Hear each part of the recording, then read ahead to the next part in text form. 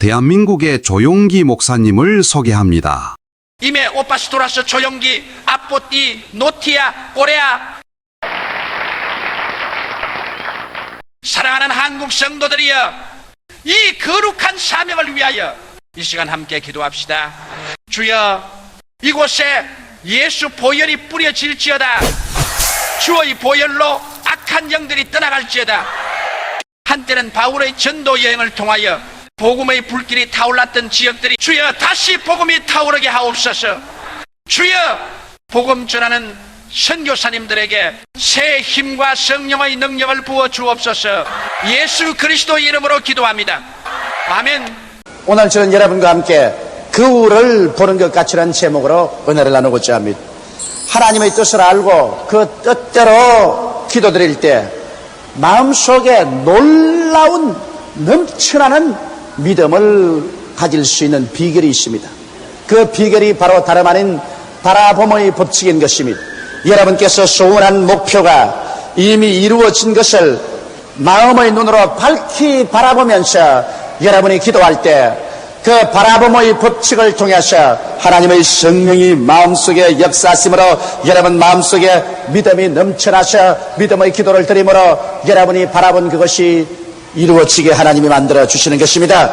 그러므로 여러분, 오늘 이 시간에 우리는 어떻게 바라봄의 법칙을 우리의 신앙생활에 올바르게 활용할 수 있을까?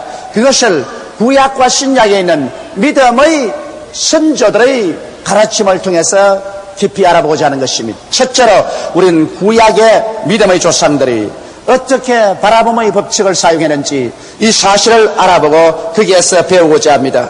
우리 구약의 믿음의 조상은 먼저 아브라함입니다. 아브라함이 애굽에 내려가서 많은 시련과 고난을 겪었습니다.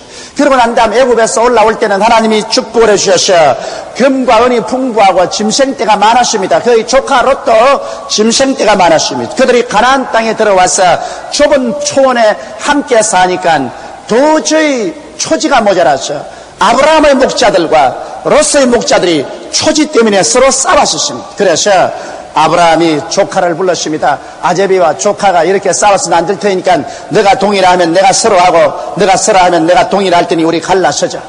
이래서 롯이 요단뜰을 바라보고 그것에 물이 많고 좋은지라 거리로 옮겨가셨습니다. 아브라함이 가나안의 메마른 땅에 혼자 남아있었는데 그때 하나님께서 아브라함에게 말하셨습니다. 아브라함아, 너 눈을 들어 동서남북을 바라보라.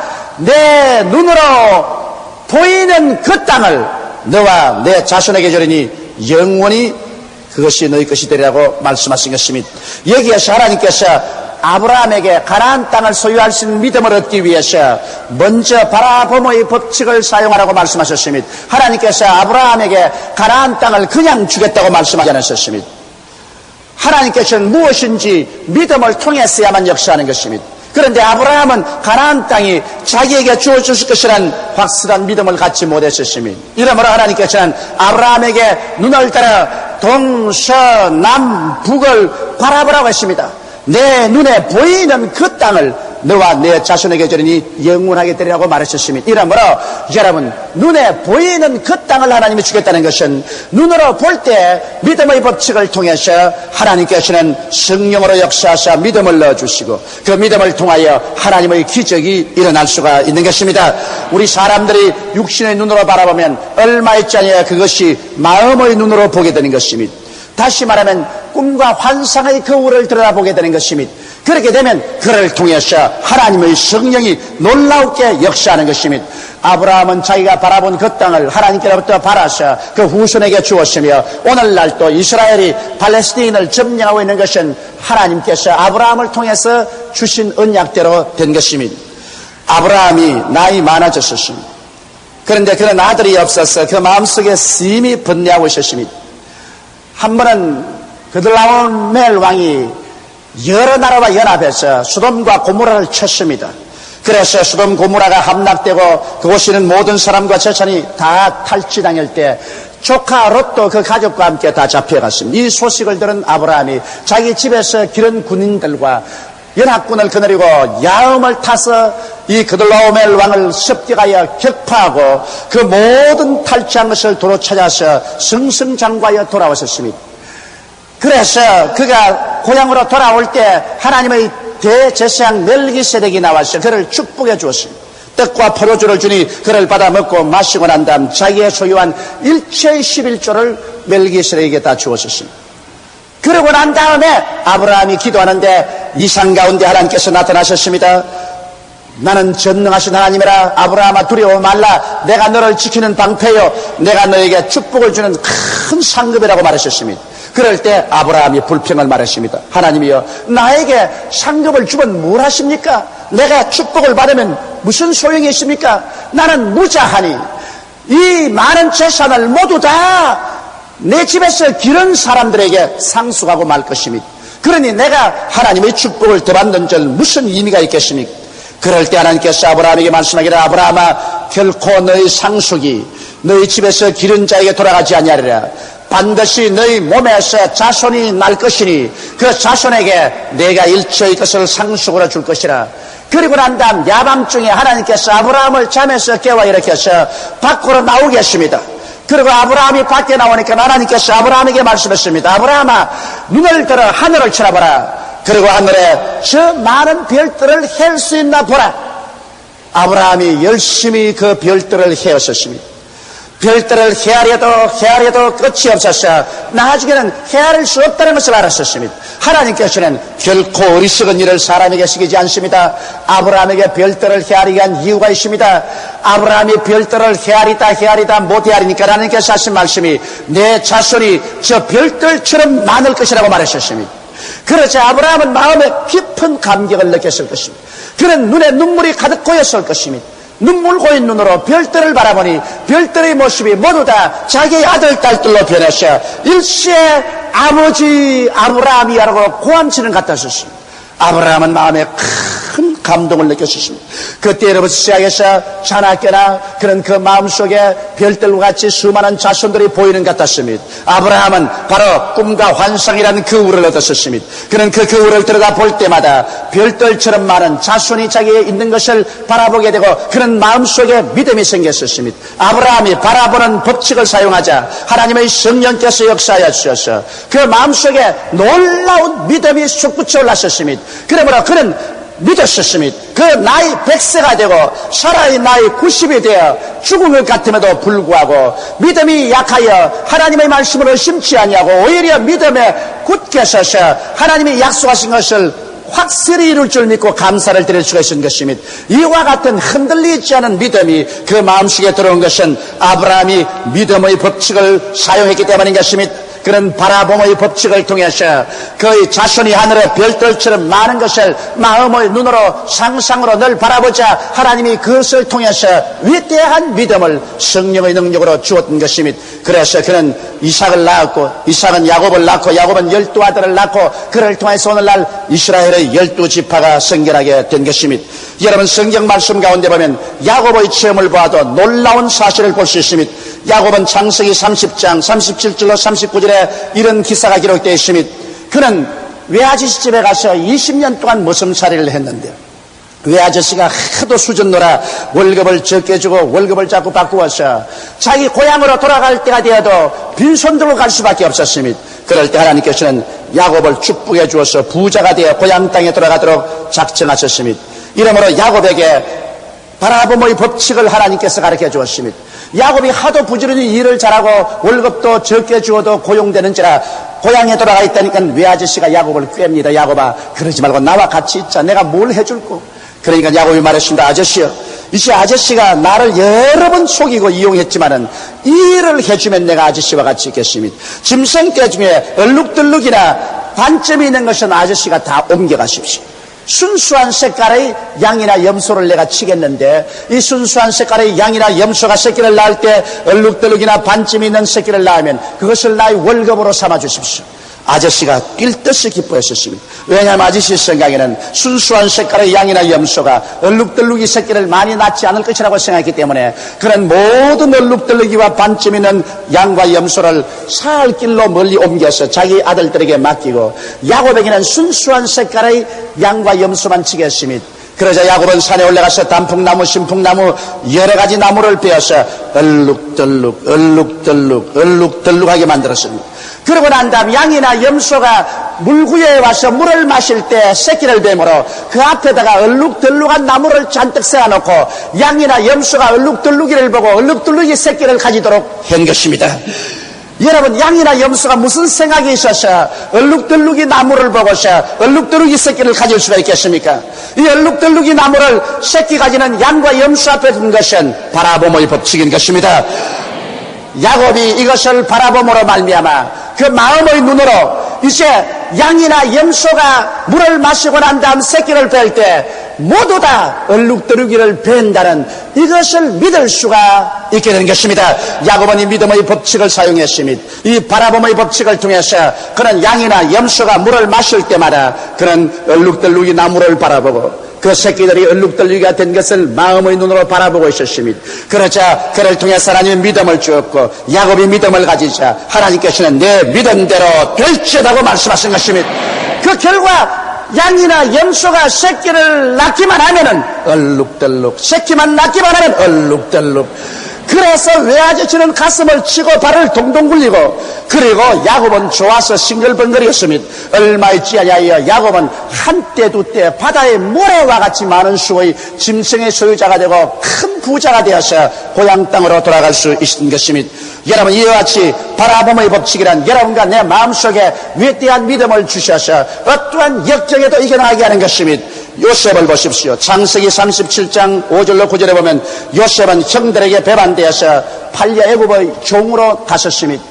그러나 그가 애굽의 종으로 팔려가기 전에 이미 그 마음속에 하나님께서 바라봄의 법칙을 넣어주셨습니다. 그가 하루 밤에 자다가 꿈을 꾸었는데 꿈에 형들과 함께 밀밭에 가서 밀을 베었는데 자기 단이 가운데 쓰고 형들의 단 11단이 쭉 주위에 서더니만 자기 단을 향해서 절을 하는 것을 보았었습니다.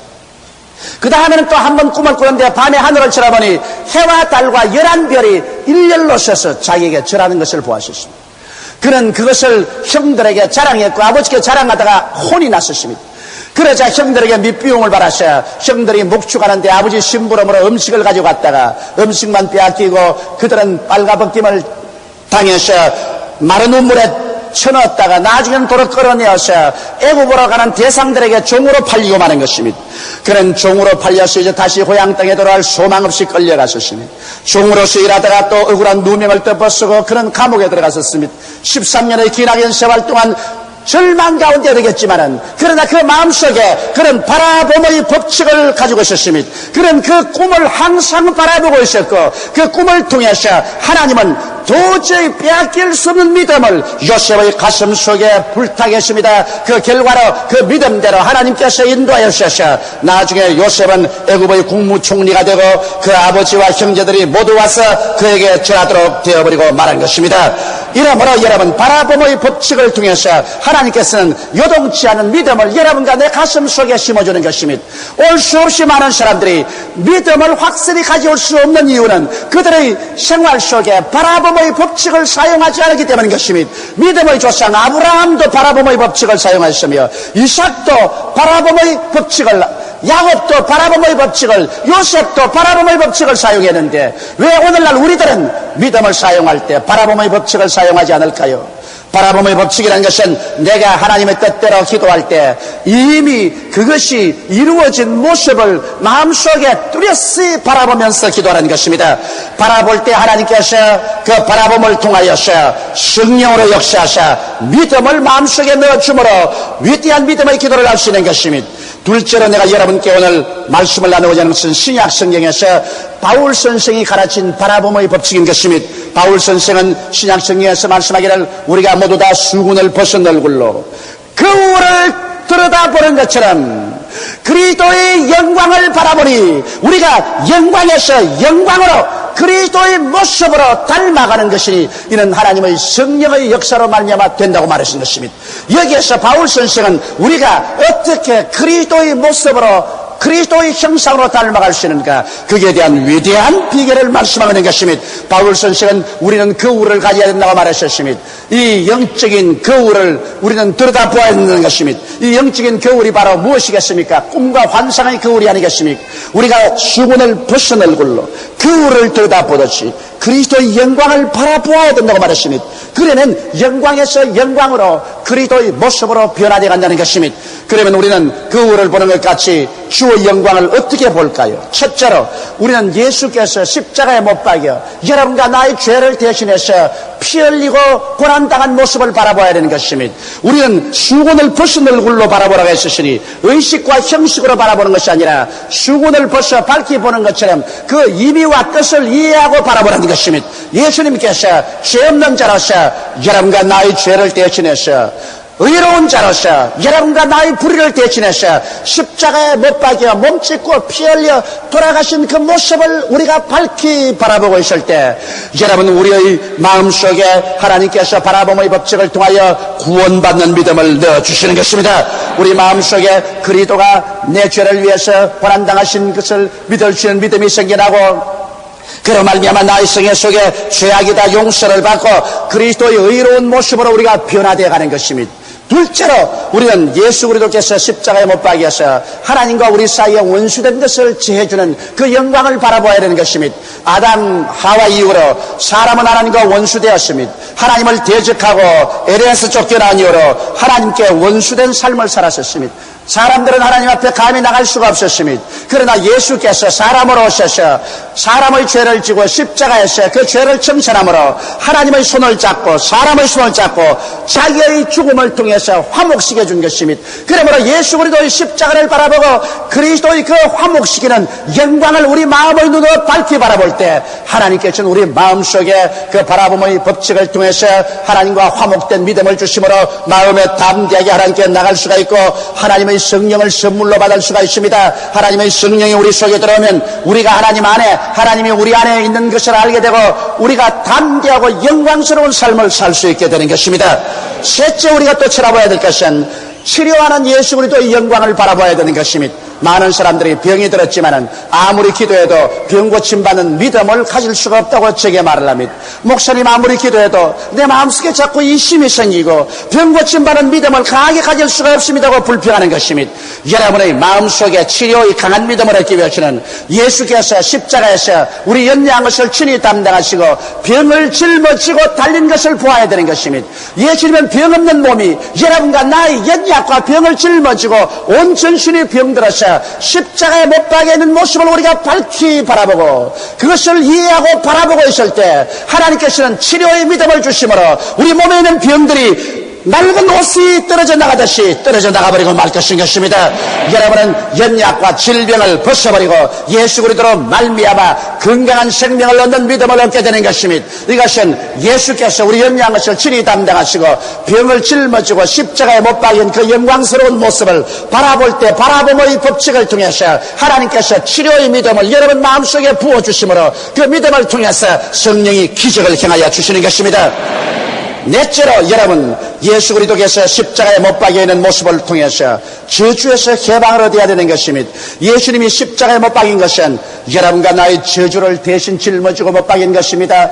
성경 말씀에 여호와의 저주를 받은 자는 나무에 매달릴지라고 말하신 것입니다. 하나님의 아들이 왜 저주를 받아서 십자가에 나무에 매달려 있겠습니까? 그것은 여러분과 나의 저주를 대신 짊어진 것입니다. 그리스도께서 우리를 위하여 저주를 받은 바 되사 율법의 저주에서 우리를 속량하였으니 이는 기록된 바 나무에 달린 자마다 저주 아래 있는 자라 하였습니다. 이는 그리스도 예수 안에서 아브라함의 복이 이방인에게 미치게 하고 믿음으로 말미암아 성령을 선물로 받게 하심이라고 성경은 말씀하고 있는 것입니다. 그러므로 나는 예수 그리스도를 바라볼 때 날 위하여 저주를 받아서 십자가에 고난받는 것을 바라볼 때 그 바라봄의 법칙을 통해서 내 마음속에 넘치는 믿음이 들어옵니다. 나는 이제 저주받을 필요가 없다. 나는 이 삶도 낭패와 실패를 당하는 인생을 살 필요가 없는 것은 예수께서 날 위하여 저주를 다 갚아버리고 있으니 나는 이제 아브라함의 축복을 받아야 되겠다는 믿음이 생겨나는 것입니다. 이 믿음을 가지고 살게 되면 여러분 믿음대로 하나님 성령이 역사하셔서 여러분의 생활 속에 기적이 일어나게 되는 것입니다.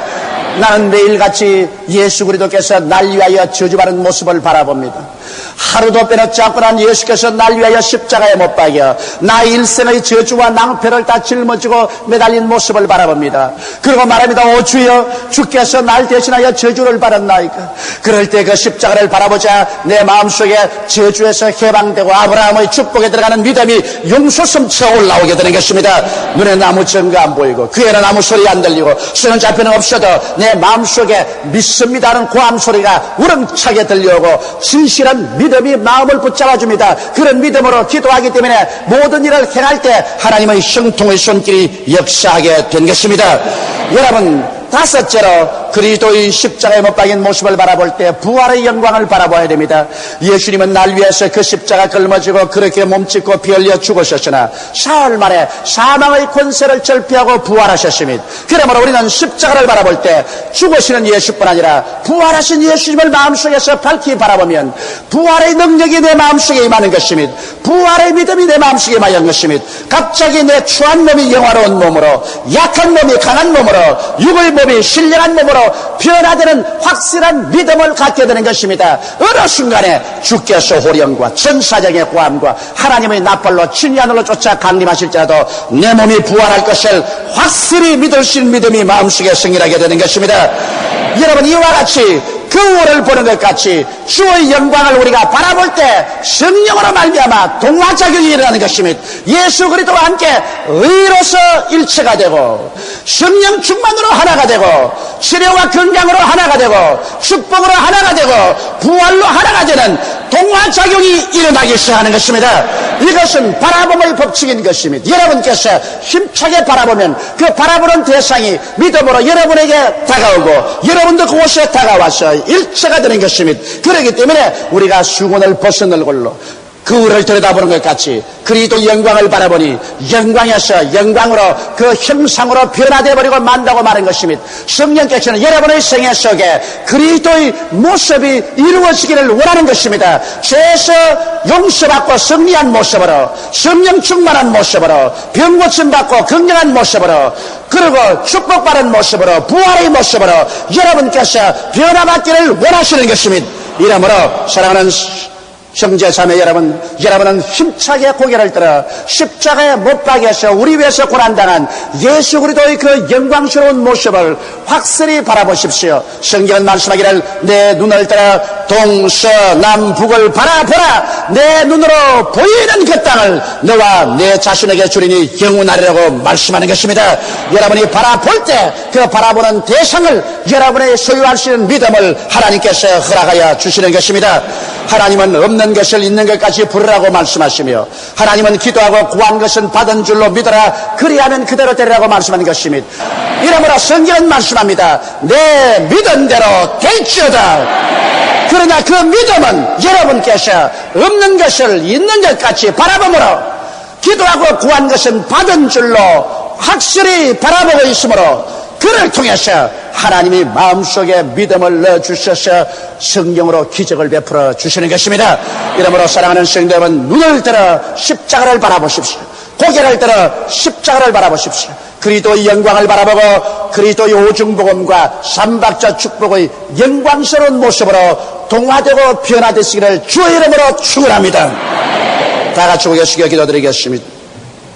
사랑이 많으시고 거룩하신 아버지 하나님, 많은 사람들이 진실하게 믿으려고 해도 마귀의 방해가 있어 믿음이 들어오지 않습니다.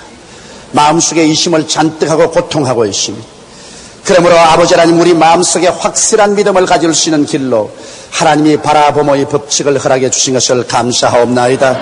아브라함이 아버지 동서남북을 바라보듯, 아브라함이 별들을 바라보듯, 야곱이 얼룩덜룩이의 양과 염소떼를 바라보듯, 요셉이 하늘의 별들을 바라보고 꿈을 바라보듯 아버지여 바라보모의 법칙을 사용하게 도와주시옵소서. 우리가 수건을 벗은 얼굴로 거울을 보는 것 같이 주의 영광을 바라보니 영광에서 영광으로 그 형상으로 변해간다고 말하셨습니다.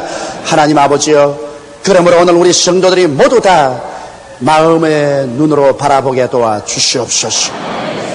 꿈과 환상이란 그 우를 들여다보게 도와 주시옵소서. 그래서 하나님의 믿음을 받아 우리의 생활 가운데 모든 기적으로 충만하게 도와 주시옵소서. 예수님 이름 받들어 기도드리옵나이다. 할렐루야. 아멘. 목사님 감사합니다. 구독과 좋아요는 제작하는 데 힘이 됩니다. 감사합니다.